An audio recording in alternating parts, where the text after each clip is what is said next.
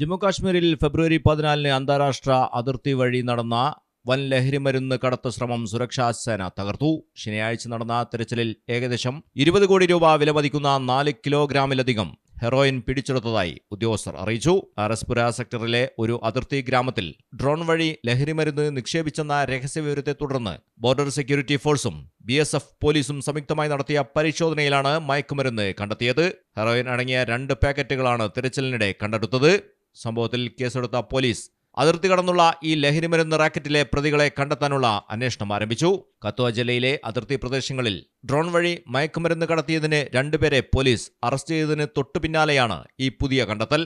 നഗരിക്ക് സമീപം ഡ്രോൺ വഴി 150 gram heroin കടത്തിയ കേസിൽ പഞ്ചാബിലെ പഠാൻകോട്ട് സ്വദേശിയായ ജതിൻ, കത്വ സ്വദേശിയായ ഡാനിഷ് ഡോഗ്ര എന്നിവരെയാണ് നേരത്തെ അറസ്റ്റ് ചെയ്തത്. ഇവർ പാകിസ്ഥാൻ കേന്ദ്രീകരിച്ച് പ്രവർത്തിക്കുന്ന ലഹരിമരുന്ന് കടത്തുകാരുമായി ഇന്റർനെറ്റ് കോളുകൾ വഴി ബന്ധപ്പെട്ടിരുന്നതായും അന്വേഷണത്തിൽ വ്യക്തമായി.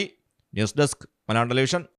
ഇനി നിങ്ങളുടെ വീടുകൾക്കും കെട്ടിടങ്ങൾക്കും മരത്തിനേക്കാൾ വിലക്കുറവിലും മരത്തേവിലും കരുത്തുമായി ഫെയർടെക് സ്റ്റീൽ വിൻഡോ ആൻഡ് ഡോർസ്. ഫെയർടെക്കിന്റെ മാത്രമായി പ്രത്യേകതകൾ: ഹൈ ക്വാളിറ്റി GA ഷീറ്റിൽ നിർമ്മിക്കുന്നവ, തിരഞ്ഞെടുക്കുവാൻ ആകർഷകമായ ഡിസൈനുകൾ, വിവിധങ്ങളായ അളവുകളിൽ ലഭ്യമാകുന്നു. ഏതു കാലാവസ്ഥയും അതിജീവിക്കുന്നു. ഫ്രെയിമുകൾക്ക് അധിക ചെലവുകളില്ല. ഫിറ്റ് ചെയ്യാൻ വളരെ എളുപ്പം. ഇനി ഫെയർടെക് പ്രൊഡക്റ്റുകൾ ഉപയോഗിക്കൂ. സമയവും സമ്പത്തും ലാഭിക്കൂ. ഫെയർടെക് സ്റ്റീൽ വിൻഡോ ആൻഡ് ഡോർസ്.